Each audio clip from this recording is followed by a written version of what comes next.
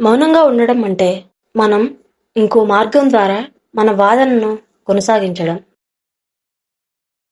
ప్రతిరోజు జుట్టును సవరించుకున్నట్టే హృదయాన్ని కూడా సరిచేసుకోవడం అలవాటు చేసుకోవాలి. భయపడడం ఎప్పుడు మానేస్తామో అప్పుడే మన జీవితం మొదలైనట్టు.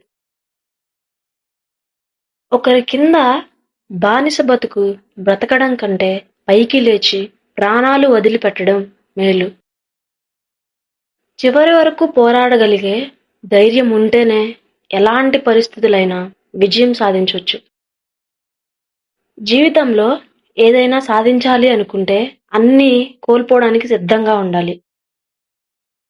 ఒక నిజమైన విప్లవకారుడు గొప్ప ప్రేమాభావం ద్వారా నడిపింపబడతాడు. గొప్ప పనులు సాధించాలి అంటే ఎంతో తపన కావాలి. అదే ఒక మార్పు తీసుకురావాలి అంటే తపన ఒక్కటే ఉంటే సరిపోదు. దానికి సహనం కూడా తోడవ్వాలి. తుపాకీ ఉన్న పురుషుని చేతిలో కంటే కత్తితో ఉన్న స్త్రీ చేతిలో చావడం మంచిది. మీకు ఈ వీడియో నచ్చినట్లయితే లైక్ చేయండి, షేర్ చేయండి, అలాగే మా ఛానల్ను సబ్స్క్రైబ్ చేయండి.